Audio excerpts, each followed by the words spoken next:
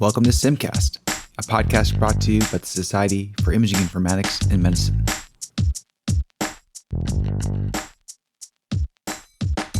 Hello and welcome to another informative episode of SIIMCast, where today's focus is on the evolving landscape of image compression, particularly the exciting developments that we see in the DICOM standard around HTJ2K and groundbreaking high-performance codec. Our guests today include Dr. John Snares. He's esteemed in the field of image processing at Cloudinary and is the co-creator of influential image formats such as FLIF, FUIF, and the JPEG XL image format. He is the chair of the JPEG XL ad hoc group with the JPEG committee, bringing a wealth of knowledge in cutting-edge image compression. Victor Dirks brings over 25 years of rich experience in technical software development with expertise spanning system analysis, design, and project management. His insights into the technicalities of software development are invaluable. Chris Hafey, a principal solution architect at Amazon Web Services, carries over 25 years of experience in medical imaging. Known for creating the Cornerstone JS open source project, he's a key contributor to the DICOM web specification, providing a unique perspective on building scalable, high-performance systems. And last but not least, we've been wanting to have this individual on the podcast for a while. Dr. David Clooney, a highly respected radiologist and medical informaticist, has made significant contributions to DICOM and the standard over the years. His extensive background includes roles in structured reporting, digital X-ray, and digital pathology. As a founder of PixelMed Publishing, former CTO of Core Lab Partners, and a leader in medical imaging at several companies, David's expertise in imaging procedures and data de-identification is unparalleled. This episode promises an enlightening discussion on the history and evolution of image compression, with a focus on the latest advancements such as HTJ2K. We'll explore its role in medical imaging, addressing challenges like lossy versus lossless compression, and what the future holds for image processing technologies. Join us for a journey through the insights and experiences of these renowned industry leaders. Welcome to this episode of SIIMCast. Really excited to be here and be with our guests today. And so wanted to start this off and set the table with just very basics about compression. We deal with compression in our lives on a daily basis. We use compressed music when we're listening to Spotify. We share our images on social media and they're compressed. But I wonder if we could walk through a little bit of the history and evolution of image compression. And let's start out with that. And if someone can field that question. Maybe I can try to give a start. I think the main important breakthrough in image compression, in compression in general, was the realization that you could do lossy compression, in the sense that you can not just apply entropy coding and whatnot to apply lossless compression, but do something that throws away more information and isn't preserving everything perfectly, but can dramatically reduce the file sizes. And I think images was the first thing where this concept was applied with the JPEG, original JPEG format. Later, of course, in audio and in video, lossy compression has also been heavily used. But the idea to throw away information in a way that is perceptually okay, but does help a lot to save bytes, I think that's an important aspect of it. Now, of course, for medical purposes and many other use cases, lossy is also a dangerous thing, of course. So there's also a tension in this. And I think that the two main branches of image compression, lossless and lossy, are both very important, and they are quite different also from a technical point of view. I was going to say, my recollection, this is showing my age here, is back when we had 9600 baud modems back in, the 80s. Everything was text-based back then. If you log into a bulletin board service, and it was pretty exciting if you could download an image. And at that point, I'd say the first kind of image format that I remember kind of coming out was GIF, GIF, or GIF, I don't know how people pronounce it. And that was a lossless format, and it also had animation. And it was pretty cool to finally be able to see, color images on your 16-bit display back then, or maybe 256 colors if you're lucky enough. And at some point, this amazing thing came out called JPEG, and JPEG was phenomenally better. I mean, it was lossy, but you could download a much larger image much quicker over those very, very, very low bandwidth lines a long time ago. And that, I think, is why it quickly, that's right when kind of the web was coming out around 91, 92. And I think the early adoption by the web browsers moved into prominence very, very, very quickly. And, I think, since then, there's been other image formats that have come into the web scene, like PNG, which is, I guess the more modern format for lossless. I'd say the bulk of the web runs on JPEG baseline, the 8-bit lossy, and PNGs. And there's been always attempts for new codecs to come out, and they just really haven't taken, hold yet. But that's kind of, I guess, the history from the web point of view. Yeah, from a color photographic perspective, the lossy JPEG, baseline, DCT form of compression, which really took off in the 80s, I guess, has really been hard to challenge for, web applications where you're using, modest bit rates. And so there's not too much artifact and the images are going to be viewed by humans and so on. For medical image compression, we have really a completely different situation. Certainly for radiological images like CT and MR and chest x-rays and mammograms and that kind of stuff. And there's still tremendous skepticism amongst radiologists and their suppliers with respect to the application of lossy compression unless it's essential to enable the use case. So for teleradiology applications, there has been some use of lossy compression because sometimes you just don't have the bandwidth to be able to get the image to the user in time, and therefore lossy compression may be necessary to get the job done at all. The other place where lossy image compression has been used in medical imaging is where the standard of care wasn't really very high. So, for example, with ultrasound cine loops for echocardiography, you would have lossy JPEG used because early experiments demonstrated that it was no worse at modest bit rates than VHS tape, which was the state of the art for recording and reviewing images before ultrasound went digital, for cardiology anyway.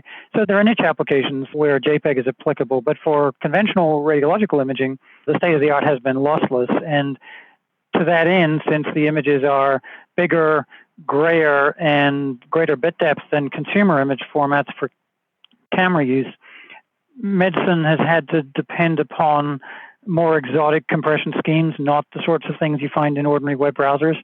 And both the lossless JPEG form that was in the original JPEG standard, as well as some variants, some later produced by the JPEG organization, like JPEG LS and JPEG 2000, and more recently HTJ2K and JPEG XL, have tried to address both mainstream as well as niche applications like the high bit depth medical images to a greater or lesser degree of success. And, PACS vendors have settled on various different sweet spots in terms of sufficient lossless compression without excessive complexity, which is why lossless JPEG still remains, believe it or not, after, I guess, almost 30 years now, the state of the art in terms of lossless compression in deployment. Although there has been greater use of JPEG 2000 in the PACS for various different applications in its reversible or lossless form mostly. And as I say, there's still teleradiology applications where lossy may be appropriate. One clarification I think is important to make is that lossless is a broad term and depends on what the thing is that you encode losslessly. Like GIF is a lossless format, but only for 8-bit per pixel. So a very specific type of image that has a limited number of different colors. And in general, there's different formats have different features, and you can do lossless, but maybe only lossless 8-bit, which is not the same thing as lossless 10-bit or 12-bit or 16-bit or floating point 32-bit or whatever. So in that sense, I think the bit depth in particular and the features of the format, like can it only represent integer quantized samples or can it also represent floating point samples and things like this, I think is also an important aspect. Just to clarify that there's lossless and there's other lossless, it's not necessarily the same thing. It's a great clarification. And before we move on, I guess, Victor, did you have any other further comments on this before we move on to another question? Just want to give you a chance to. So, yeah, I think it's special that the main topics are to discuss the new compression algorithms, while JPEG LS, that's also on this list, is actually one of the oldest because it's already also 25 years old. So it's, nice to see it still stands up against the other new ones. So a question, this might be a little bit out of the bounds of what we're talking about here, but it does pertain to compression and the usage, particularly in it. So I was reading an article a few years ago, and it was talking about like MPEG compression for audio, right? And they were talking mainly about the time when we started seeing all these MP3 players, and it was a good enough sort of thing, right? So when Dave was alluding to talking about lossy compression, which is good enough for teleradiology or good enough for when people are rounding, but it's not quite what we want for the radiologist doing a diagnostic read. One of the interesting things that they were talking about as a consequence of this was that the perception of music by people changed because they were used to hearing the music under that compression format.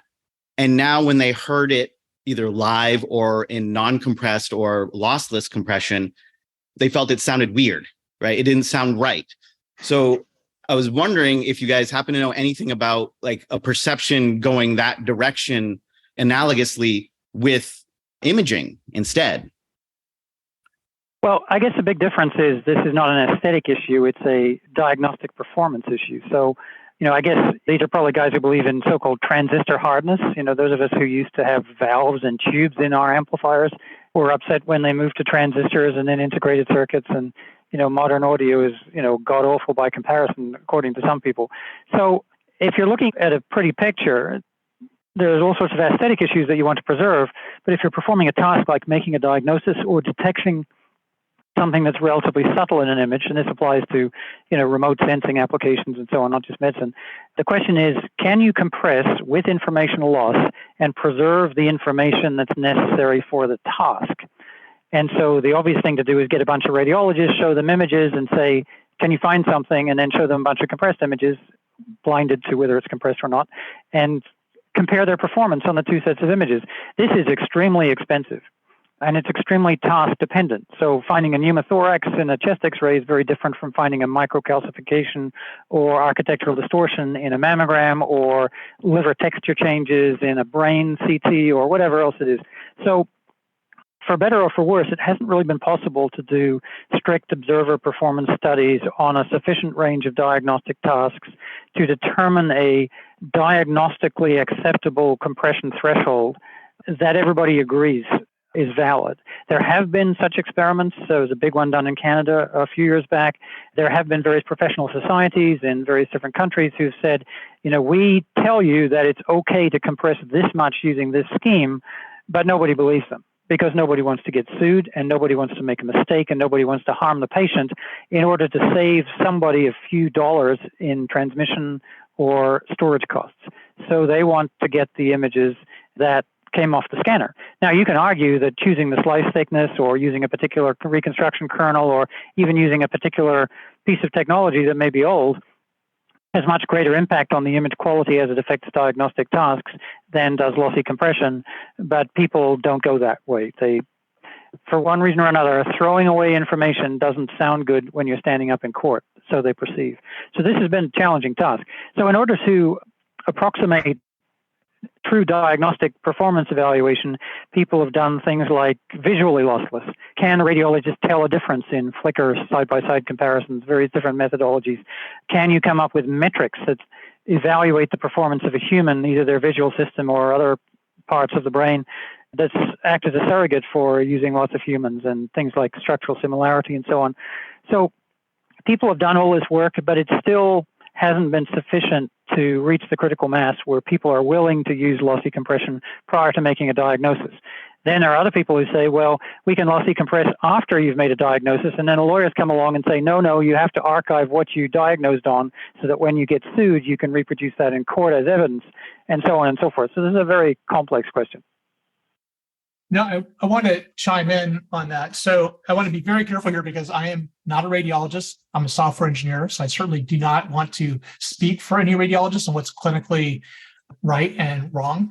But I do want to kind of communicate a few things, as a software engineer that I've run into. So first of all, I've always been reluctant to ever explore any kind of lossy type, schemes because of the risk. I think that David mentioned is that, I've always told my engineers, like, I don't want to be the guy that finds out that someone died because I decided to use lossy compression as part of my PAX implementation and it obscured something. And so it's always been for me, like, it should just be lossless. I don't even want to talk about like what kind of things. And I think in terms of what David said too, is like, how do you know if the lossy is good enough? I think you can find different opinions or perspectives on it.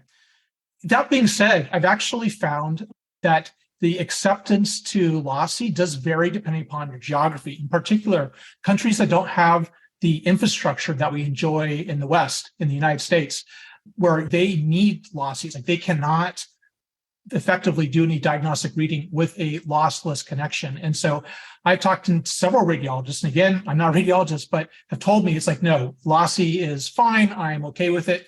And it really does come down to, the geography, and the radiologists, like, I guess they have different perspective. Like, it's not about whether they're going to get sued. It's like, can I actually even deliver care in my country? The other thing is in terms of, I think what you said, Prasad, like, when a radiologist noticed if you went from lossy to lossless, I'd say yes. I've actually noticed that in general, radiologists don't tend to know as much about the underlying IT infrastructure, but they are very quick to point out any kind of subtle change in what they expect. And so I would argue, I would expect a radiologist very quickly say it doesn't look right. They can't necessarily tell you why, but they could say it doesn't look right. And this is not only just due to compression, but also the acquisition protocol, right? That can vary a lot in terms of the images that are produced between different equipment and whatnot. And diagnostic monitor, whether it's calibrated, I mean, all these kind of things kind of fit in. It's a very complex thing like image quality. But I'd say by and large, most radiologists tend to, that I've worked with, will kind of work with the tools they're given and kind of make the best of it. That's what I've seen. So as we're talking about the impact that compression can have, lossy or lossless, in the context of medical imaging, and I wonder if we can just take a step back and just talk about those early stages of when we were going towards a PAX type workflow and DICOM as a standard was getting developed. And then David, would you be able to comment on, I guess, what went into the thought process around what codecs were going to be selected? You mentioned that these were kind of non-traditional ones that, web applications wouldn't typically be using. So could you just shed a little bit of light on how that process went? Sure. So, I was in high school when they first started working on PAX. I certainly wasn't involved way back then, but in the very early days, the first PAX conference that they had at SPIE was in 1982. And some of you probably weren't even born in 1982. So, since the earliest days of images, people have been considering their quality fit for purpose, and they've been considering the application of compression, both lossless and lossy mechanisms, primitive and sophisticated. And so even in the early papers on digital imaging in radiology and PAX and the early conference papers, at the same time as talking about PAX architecture, they were talking about compression. And some of the earliest implementations had compression mechanisms within them. I remember my first CT scanner was a GTG 9800. It had compression. That was a very primitive form of compression, but it had it. And so there was early on recognition that we needed standards, not only for transport of images and interface of different components, scanners, workstations, archives, but also for compression schemes. So in the mid-80s, after the first DICOM standard, the so-called ACR-NEMA standard 1985 had been released, which had a physical 50-pin interface and no network description. A few years later, we had PS2. Those of you who know DICOM well will know that the 1993 DICOM was PS3. Well, before that was PS2, which was about, guess what, compression. And it was sort of a toolbox of all the different kinds of compression that were available at the time that one could assemble together to produce a means of compressing a medical image to transport by the ACR-NEMA standard. By the time they got to doing DICOM in 1993, they had decided that this had to move from the sort of academic engineer realm to something sort of off the shelf to the extent that they could, because scanner vendors and PAX vendors were not compression specialists. They wanted to outsource this sort of stuff. They wanted to get it off the shelf.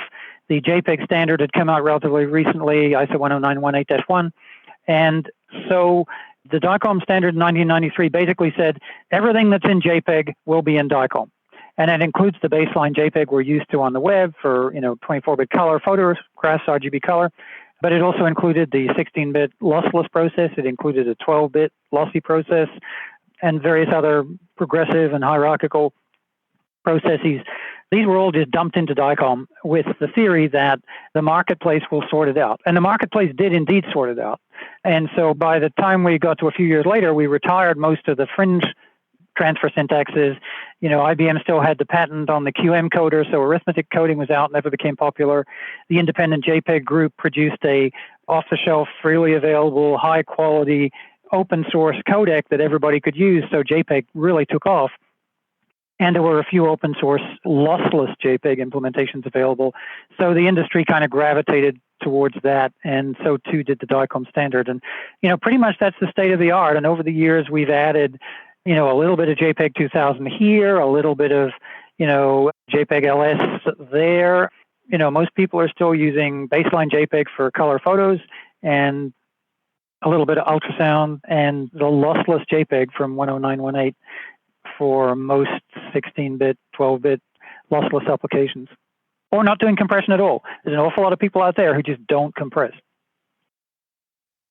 Hey, David, I got a question for you. I know working through adding HTJ2K to the standard, one of the things that we had to do is just reactivate working group 4, the compression one, because it had been no activity. And the initial feedback was there's a strong, pushback to add any new codecs to DICOM. And can you kind of explain why that is and how long it's been since we've added a new, still 2D image compression codec? It's been quite a few years, and the reason is pretty straightforward. If we can already do something, why would we want another way to do the same thing that threatens interoperability? So, I was just reading this morning, Netflix is doing AV1 for video coding down to your TV now. But Netflix, in order to do that, has to figure out what your TV can cope with. And I know my TV's pretty old, and it wouldn't cope with AV1. And I know if I had an iPhone, it wouldn't cope with AV1 either, because that's kind of Apple policy. So this codec lack of interoperability is very challenging to the vendors who are just trying to get medical images from point A to point B so the user can get their work done. So to add another codec into that mix, it either has to be much faster, much more compression, for the same quality or lossless, or have features that everybody really, really, really wants that they didn't have before. So one of the reasons we added JPEG 2000 many years ago was because it had many different features, region of interest compression. So you could compress the brain better than the air around the brain, or the breast better than the air around the breast, for example, in a very simple way, really simple in JPEG 2000 terms, and such things, which other schemes perhaps didn't have. Or it was super fast, like JPEG LS is incredibly fast and incredibly simple. And it flew to Mars, the low complexity, loco compression scheme on which JPEG LS is based, 14495, or whatever it is, actually was on a chip in one of the Mars rovers or something like that. So those kind of things are what drive us to add something new, recognizing that it will trigger a problem and that you have to either on the network negotiate what kind of codec you have and what you can cope with, and the server has to be able to transform it into what you have. Or on media, you're totally screwed. Like if you're on a CD and you've used JPEG 2000 compression and your viewer doesn't read JPEG 2000, what do? It doesn't work. And the last thing we need is more interoperability problems with CDs. And we're still using CDs to this day. So these kind of interoperability problems really drive the choice. The corollary of that statement is that it's a rare day that somebody has a codec that's so much better than what went before that it justifies adding it. Video encoding, we've added more video codecs because they really have improved. Like they say that H.265 is twice as good as H.264. You don't see that every day.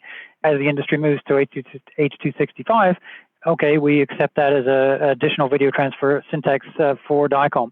For the still frame encoding, though, we've been fairly conservative because it's not often that we have a codec that satisfies one of those three criteria: better, faster, more features. Were there any other comments from the group here? Chris, do you have any other comments that you wanted to add around that? Yeah, it's interesting. I was talking with a vendor actually just yesterday, and one of the things when we're thinking about building, cloud native packs is looking at the reality of the market. And that is that you have to build solutions around the least common denominator. That you love to use DICOM Web, but DIMC C-store is going to be available.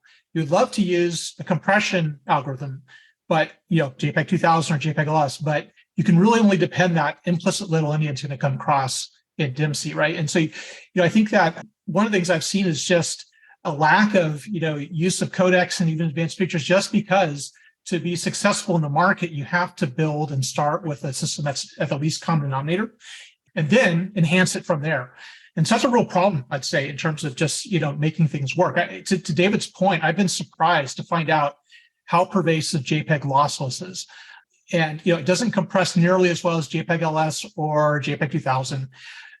But so that's kind of like one stunner. But even the bigger stunner is it's very difficult to find an open source library that supports JPEG lossless. It's up until recently, you would have to go and apply all these weird patches to IJG to get it to work. And tracking those down and doing it was really, really hard.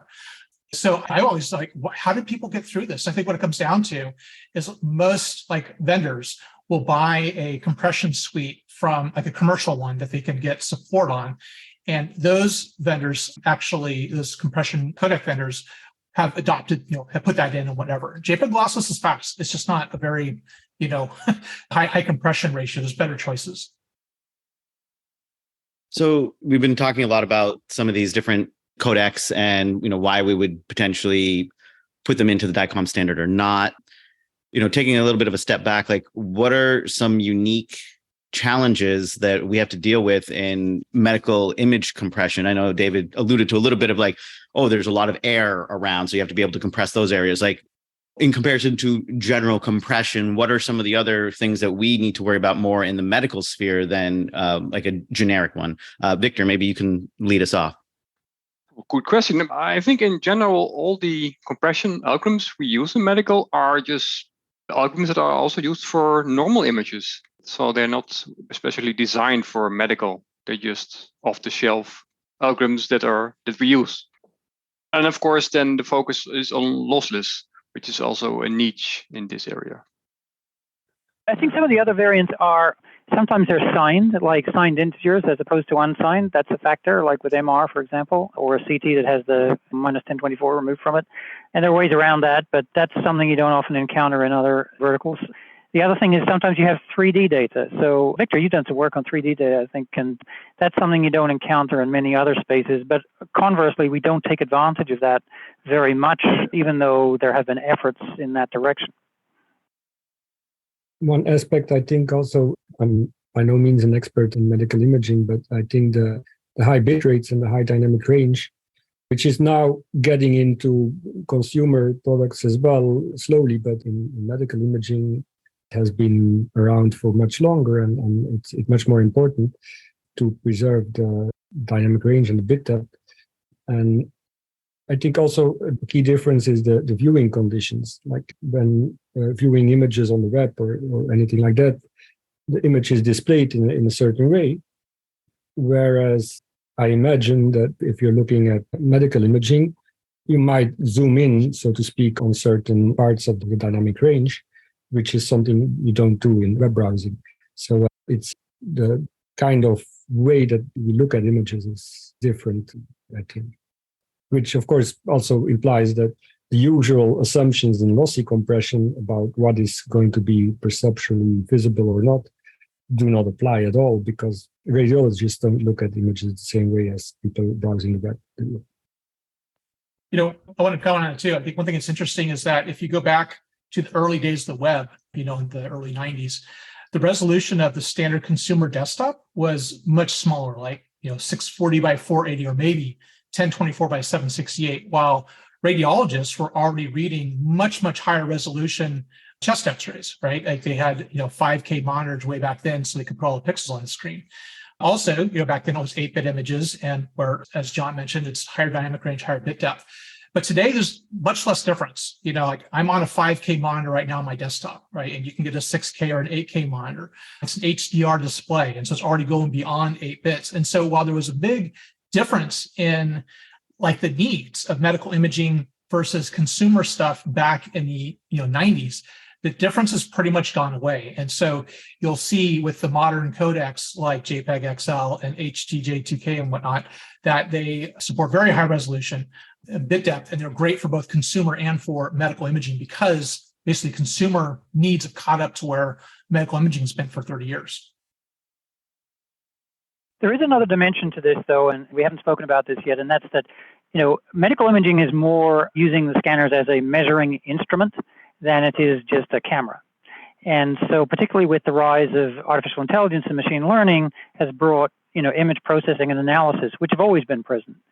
Computer vision is a lot older than just the current deep learning craze. But nowadays, you don't have to ask only how does it affect the human visual system plus, the cognitive functions of the radiologist, whatever those are, but how does it affect the performance of a quantitative algorithm or a machine learning algorithm, whether it be for training or for testing.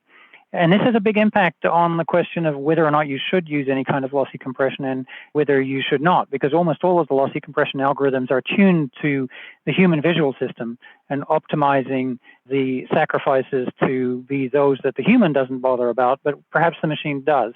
This is a pretty uncertain question at the moment. There's a body of literature looking into this at the moment.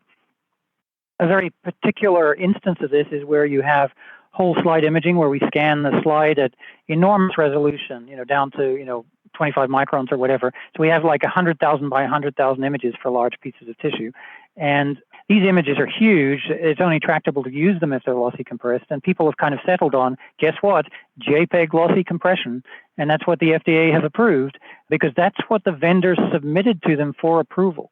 And they actually approved the entire pixel pathway all the way from slide to scanner to image management acquisition to display software all the way through to display monitor. And that's the standard that the FDA sets at the moment.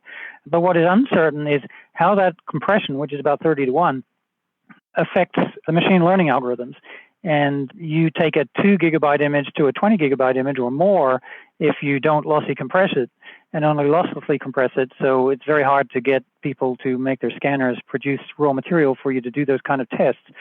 But, these new areas of applications that are photographic-like but not photographs, and where JPEG remains the state of the art, and where the effect on CAD and AI algorithm, computational pathology there they call it, the effect is unknown at the moment in terms of the outcome in training or testing of such algorithms. So this kind of brings up something that I've always found interesting. So apparently the way HoloLogic does their C-View and Tomo, they create the C-View from the Tomo, and then they can ship the Tomo to the workstation, and then the workstation uncompresses or deconvolves, I'm not sure what the algorithm is, and recreates the Tomo, right? So you go from a 2 gigabyte file down to a standard MAMO, which is much easier to ship, and then you recreate it.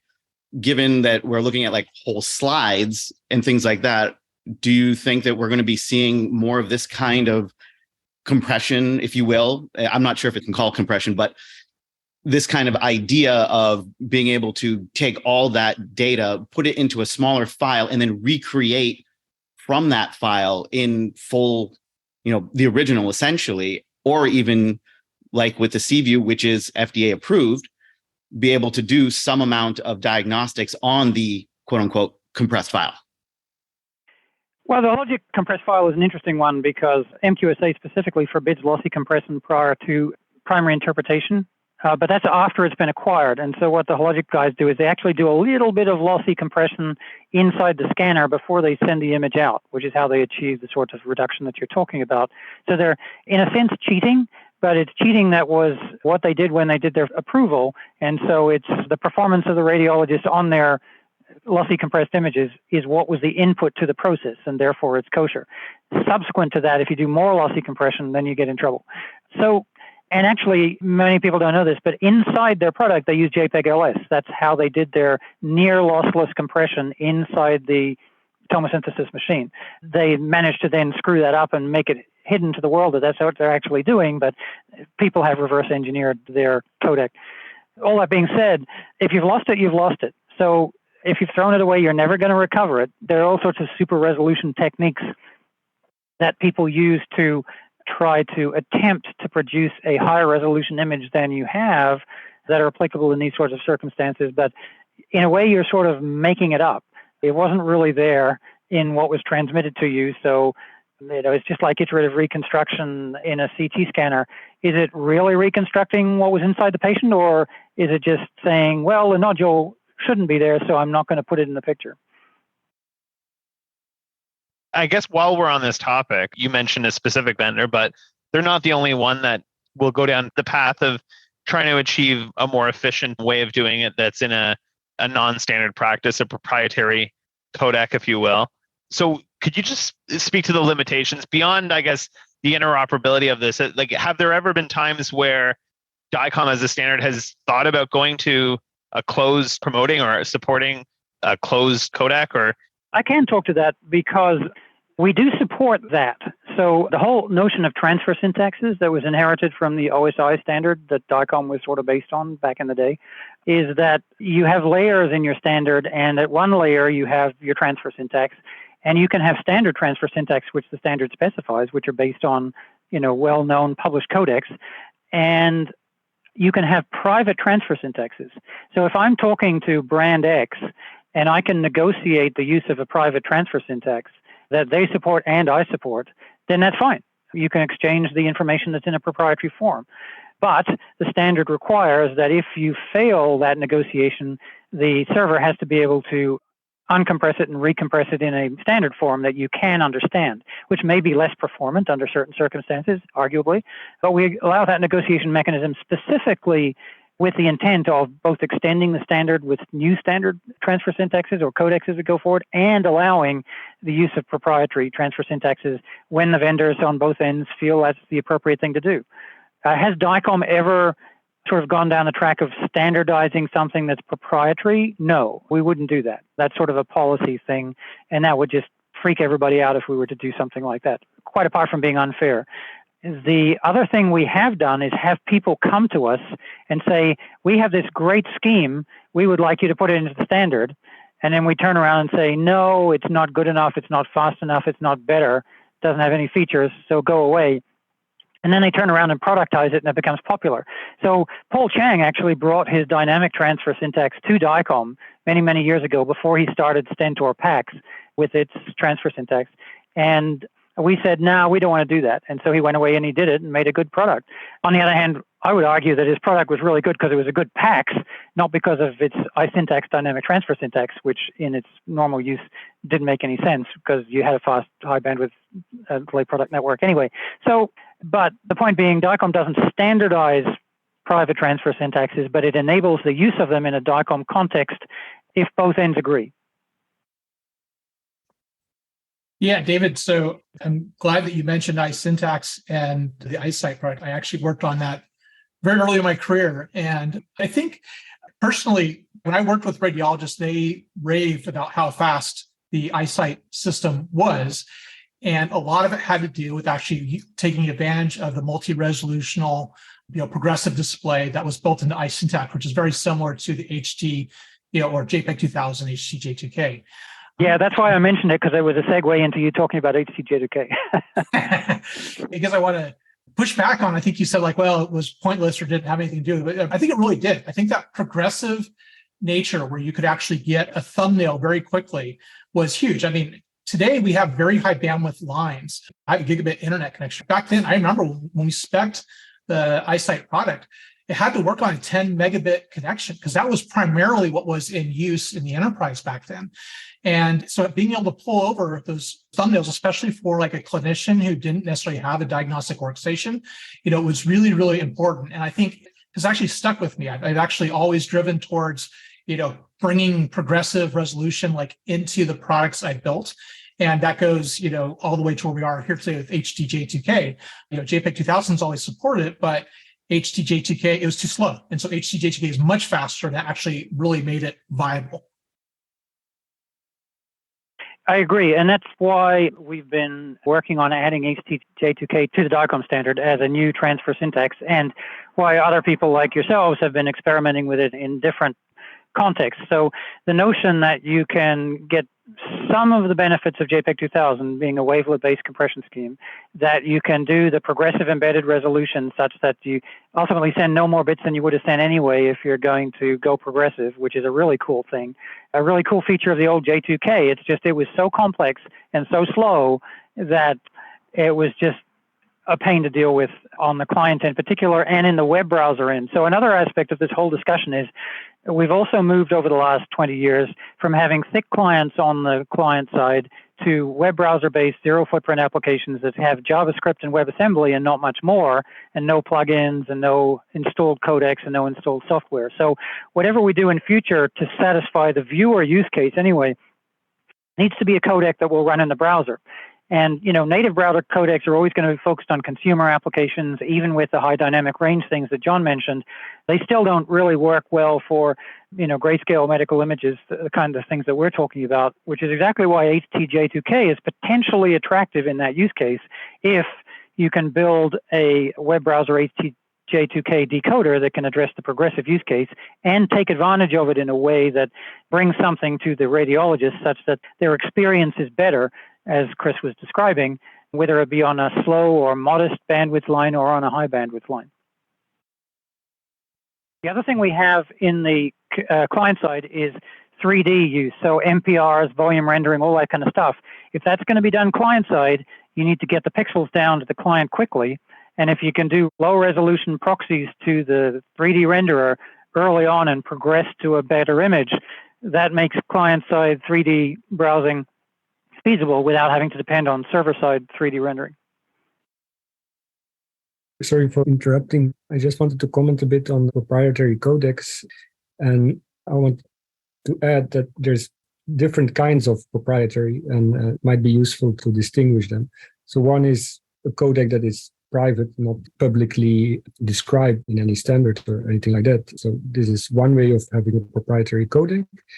I think there's another thing that can prevent a codec from being open, which is it might be standardized, but there are patents involved. And so everybody can know what the codec does, but in order to use it, there are royalties to be paid and so on, which can be an obstacle in some use cases. And then a third type of proprietary, I think, is the copyright license on the software. So you can have a royalty-free codec, but there might not be any good implementation in software or in hardware or anywhere. And there might only be closed source proprietary software available that does the job. So this is another way in which something can be proprietary. And I think it's useful to distinguish, because I think there have been examples of all types of these in the past. I think in terms of adoption, any codec, in my opinion, has the biggest chances of being successful if it can be both an open standard, that is so not proprietary in that sense, but also royalty-free in terms of the patent situation, and also open source software implementations available that are of a good quality, so that we don't need to necessarily buy software licenses to make good use of the codec. So I think these three elements together have to be present, and all three of these things you can describe as proprietary versus non-proprietary, but I think it's good to distinguish the three things. It is good to distinguish. And I know if Mohanad was with us, he would be cheering for open source all the way. He's very big into that. So I want to dive a little bit more into JPEG XL. We've kind of talked a little bit about it, but I want to delve into it's a little bit newer. Where do you guys see the opportunities and limitations for trying to get this implemented more into the DICOM or for medical imaging? Victor, what are your thoughts on this? I'm not actually the expert on JPEG XL. I think John is more the expert. One direct opportunity I see is the situation where you have archiving use cases, which I think is important in medical imaging, and where you have legacy systems that exist. One feature of JPEG XL is it can be used to re-encode existing JPEG images, baseline JPEG images, losslessly. So this is, again, another sense of lossless, in the sense that the JPEG file can be reconstructed exactly from the recompressed JPEG XL file, but with 20% saving in file size. So I think this is an attractive feature. And of course, if you're talking about lossless images at the pixel level, where currently maybe JPEG LS is being used or lossless JPEG 2000, JPEG XL can also do lossless compression, and it's currently given the best compression ratios out of all the existing formats. So for archiving, I think it does have some benefits. Another opportunity I see is if you want to do, like David was talking about, browser-based applications, There is, well, it's still a bit early days because it's a new format and you still have to see what adoption is going to be like. But Apple just announced recently that the new version of Safari is going to support JPEG XL natively. So at least in Safari, you will be able to directly use JPEG XL images, both for SDR and HDR. And hopefully the other browsers will follow. So this could be interesting because currently the only format you can really use in all browsers is the old JPEG. There's new formats that are being added like WebP, like AVIF, but these are probably not very useful, in my opinion, for medical applications. So in particular, for instance, 16-bit lossless JPEG XL could be on the web and give a better compression than 16-bit PNG, or very high quality lossy. So natively, everything is done in 32-bit float precision in JPEG XL, which means that it does have the capabilities to do extremely high quality lossy, which I think for many use cases can be useful. I think those are the main things. Maybe another one is, but in a sense, it's not very different from JPEG 2000 in that sense. It has a quite flexible bitstream structure, and you can have like many different components if there are applications that require more than the usual grayscale or 3 color components. So you can have multispectral imaging and things like this. So in terms of features in general, I think it's quite complete. Thank you very much. And so now, just going to digress, but the unique contributions of different types of codecs here. So wanted to look at JPEG LS, and David, you mentioned a few of the benefits from this before. Wondering if you could talk about some of the areas where it's able to contribute in a unique way. And we don't see a significant adoption on this. And I was wondering if you want like to comment on why that is despite its benefits. Yeah, I mean, JPEG LS is purely a lossless scheme. I mean, it does have what they call a near lossless mode where you can add, a fixed integer error to every pixel potentially. But by and large, it's considered a lossless scheme. It is significantly better at compressing than JPEG lossless as it's traditionally used. So for that kind of application, it works much better. It's a little bit more complicated, but it's not that complicated. And I am able to write a codec for it myself, for example, whereas I would never even attempt to write a JPEG 2000 codec. That's way too much work for someone like me. So it's simple, but its incremental benefit in terms of losslessly compressing better than the existing JPEG lossless does not appear to have been sufficiently enough to motivate the vendors to implement it. So everybody who already does JPEG lossless was happy, and nobody wanted to add yet another codec to their code or equipment that they had to maintain. So it just didn't become very popular. And then breast tomosynthesis came along, because breast tomosynthesis is the interesting use case where you have a lot of data that you can't lossy compress before reading, where the FDA actually says you shall not. And so there, the 30% improvement or so that either JPEG LS or JPEG 2000 provides is a significant benefit. So that's one area where it has become popular. And then you might ask, well, why don't people just use JPEG 2000? Because it's usually as effective, if not always as effective as JPEG LS is. And the answer is it's too slow and it's too complicated. So, if you find the right sweet spot, if you find the right niche, then these kind of less popular compression schemes may take off, perhaps not universally. If you don't find the niche, they'll die on the vine. One aspect here is also that too complex or too slow is a moving target as the technology evolves. And JPEG 2000 20 years ago is not exactly the same as it is now. I mean, JPEG 1 was very complex when it was first released, but now it's considered one of the computationally cheapest codecs that exist. I think I see some similarity between JPEG LS and JPEG XR in the sense that basically JPEG LS, although the timing is a bit different, it was created before JPEG 2000, just before.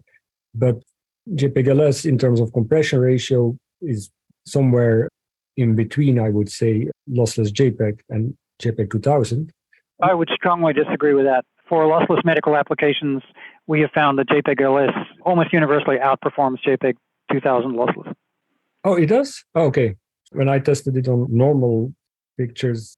Yeah, we don't have normal pictures. We have medical pictures. They're different. Yeah, of course. But JPEG 2000 lossless is performing quite well compared to lossless JPEG. Agreed. When JPEG XR was proposed, it had also an argument of having a lower computational complexity than JPEG 2000, even though the compression performance for lossy was not necessarily as good as that of JPEG 2000. So it was like trying to hit a different sweet spot, trying to hit a good trade-off. But I think this is, in general, a bit of a risky proposition, because I think usually people either want the best possible compression or they want to have something that is very fast and they don't care that much about compression. But hitting a sweet spot in between those two, especially because it's a moving target, it's hard to have a successful codec, I think, that does only that. Yeah, it's interesting. I'm here kind of representing HTJ2K, but, I'm in the business of building medical imaging software.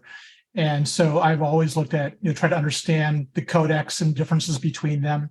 And, when I've done my testing, JPEG LS and JPEG 2000 provided the highest compression ratios. They're very similar. Sometimes one beats the other and another one beats the other one.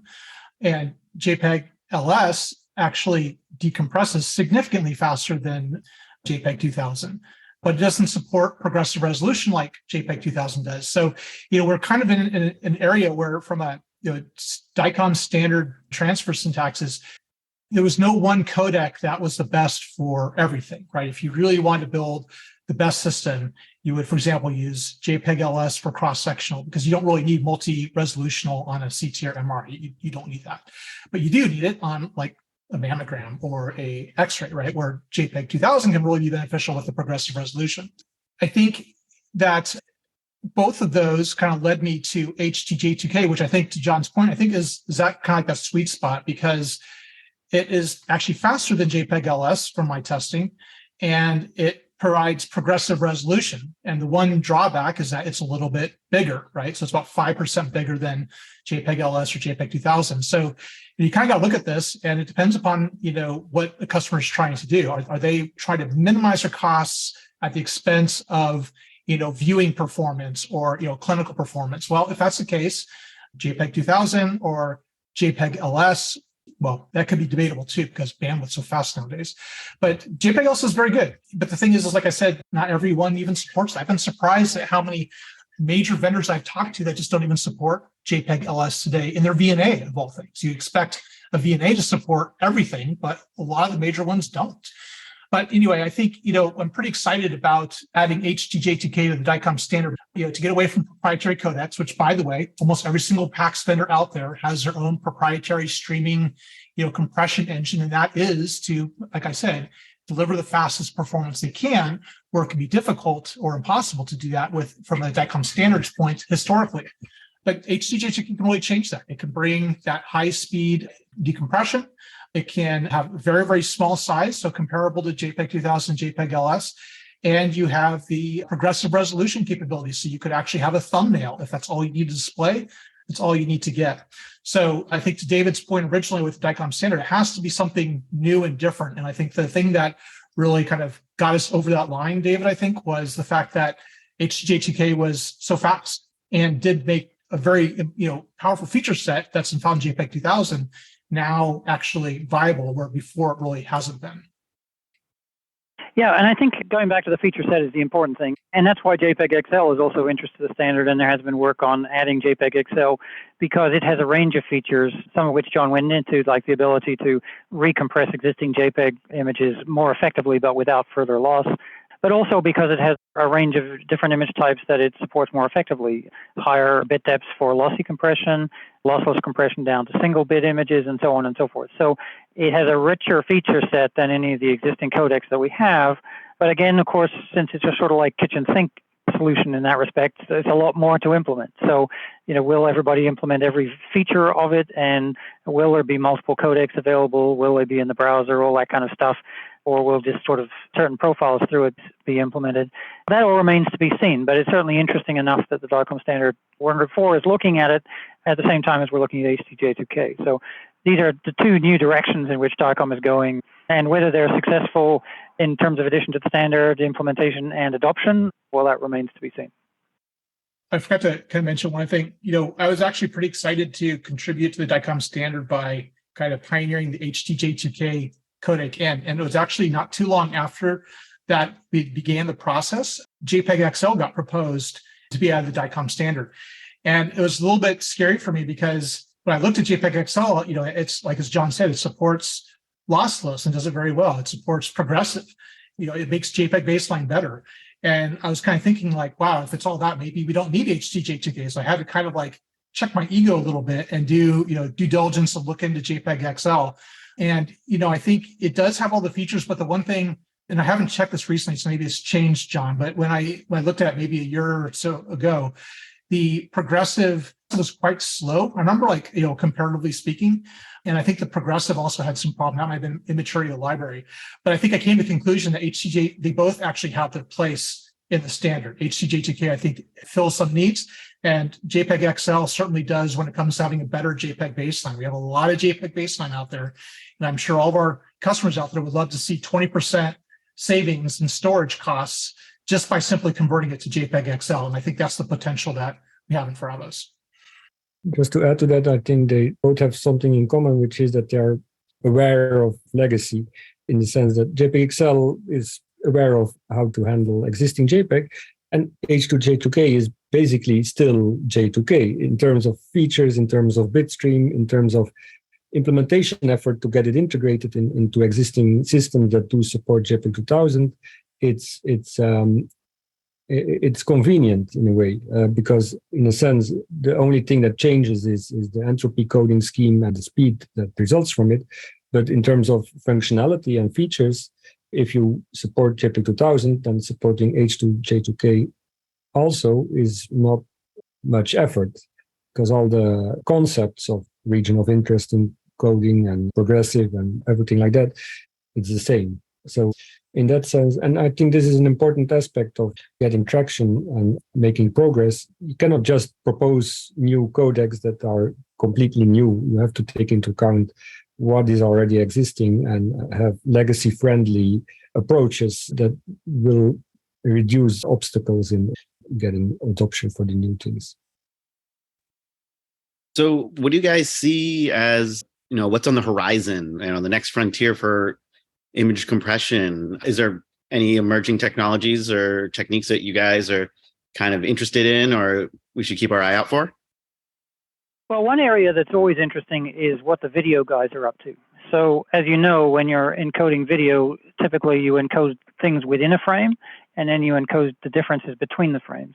But over the years, they've really gotten good at encoding things within the frame.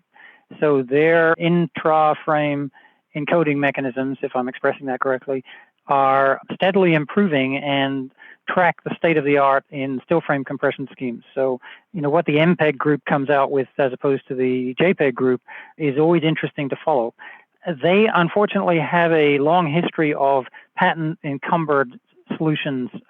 So some of their reapplication of video solutions to still frames, creating a new competing image format, have faced that problem. And then other people have come along and said, well, we're going to use your same techniques, but we'll do it in a non-intellectual property encumbered way and come up with competing video codecs, one of which I mentioned earlier, I think, and the consequent single frame versions of those. So it's always good to keep an eye on those. And from time to time, we're tempted to go that track in the DICOM Standards Committee and the Compression Working Group.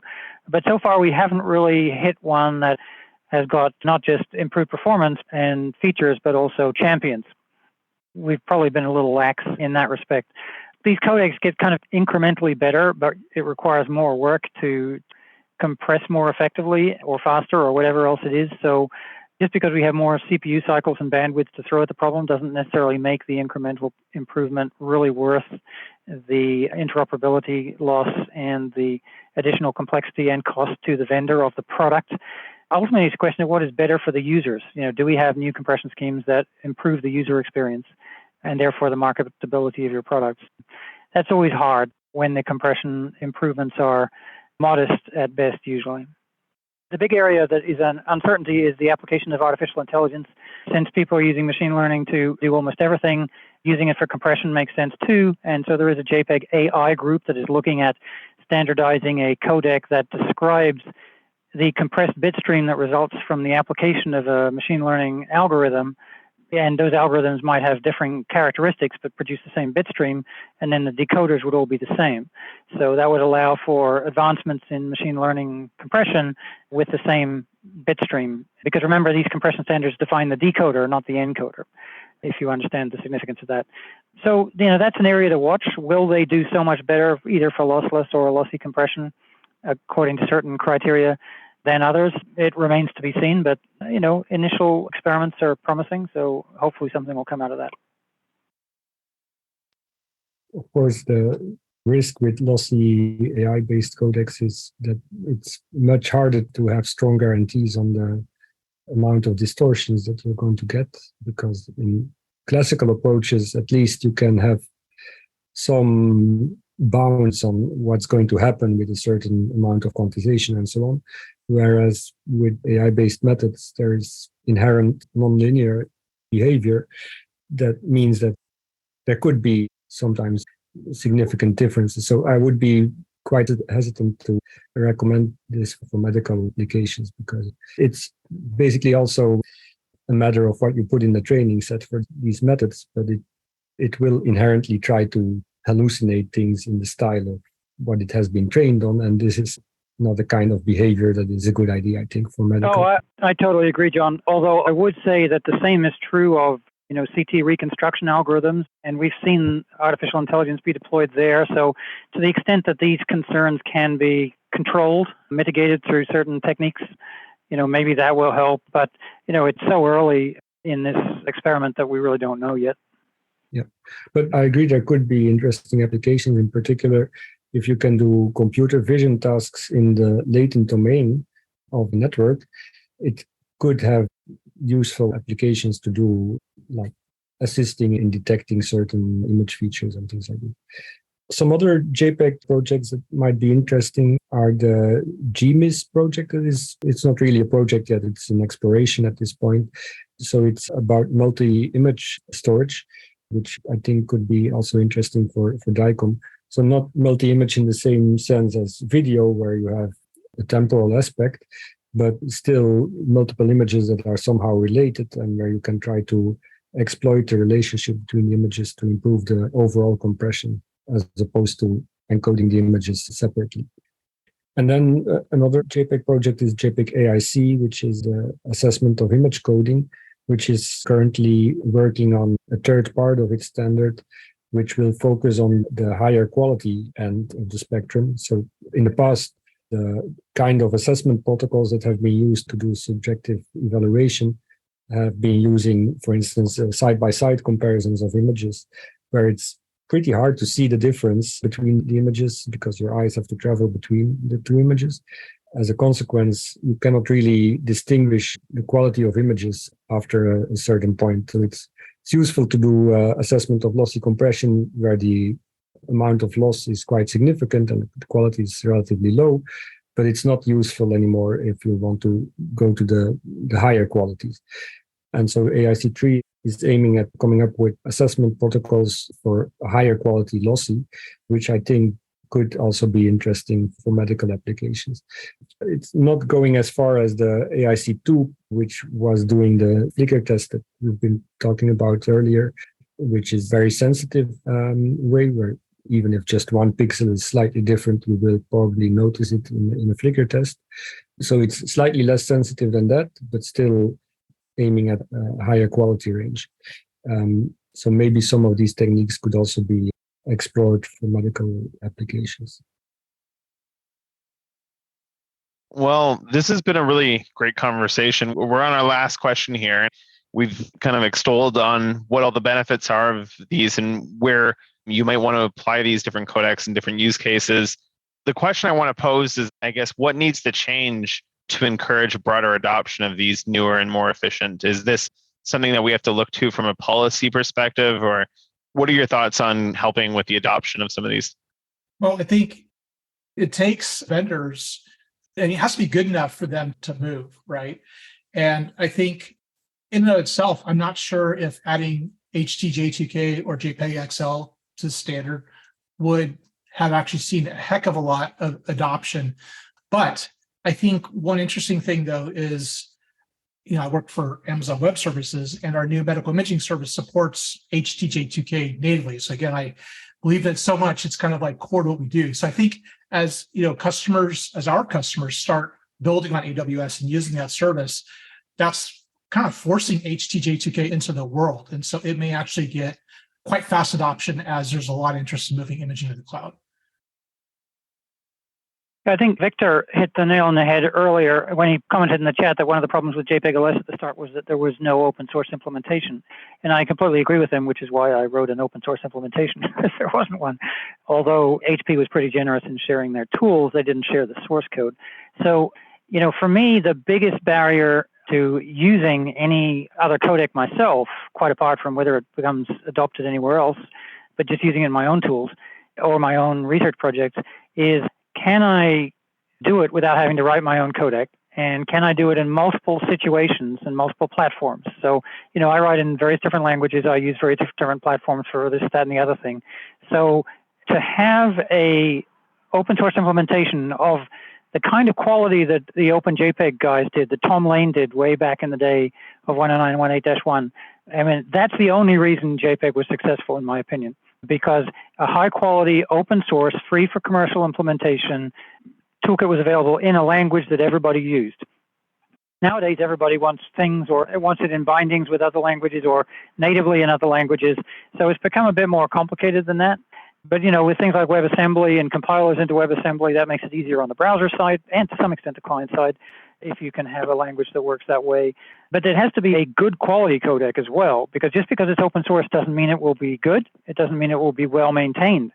So having a comprehensive set of features, that was one of the limitations of IJG. They took out the arithmetic coding because of the IBM patent.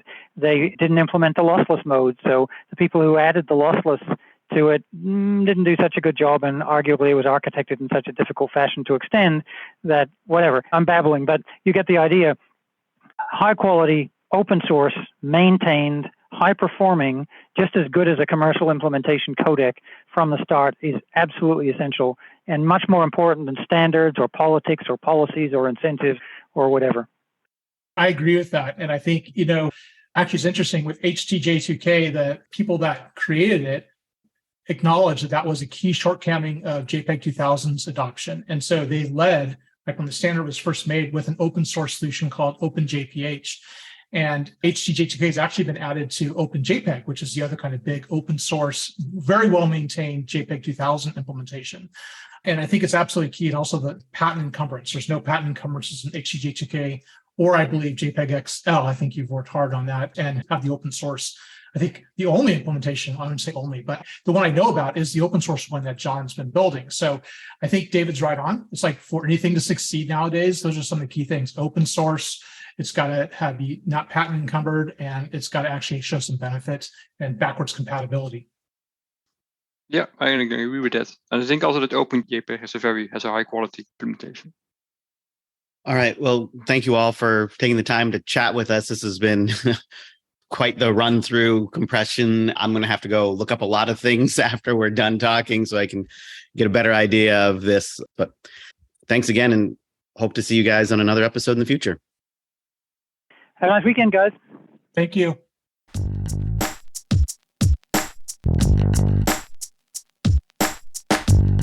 SIIMCast has been brought to you by the Society of Imaging Informatics in Medicine.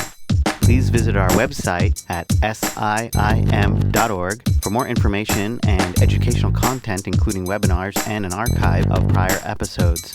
Please follow us on Twitter at @SIM_tweets. Thank you to our listeners for your continued support.